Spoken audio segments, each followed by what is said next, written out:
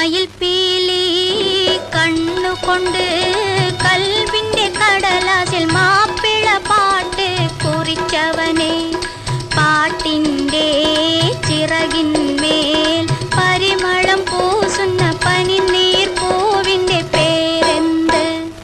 മൊഹബത്ത്. മയിൽ പീലി കണ്ണുകൊണ്ട് കൽവിന്റെ കടലാസിൽ മാപ്പിള പാട്ട് കുറിച്ചവനെ, പാട്ടിൻ്റെ ചിറകിന്മേൽ പരിമളം പൂസുന്ന പനിനീർ പൂവിന്റെ പേരെന്ത്? മൊഹബത്ത്.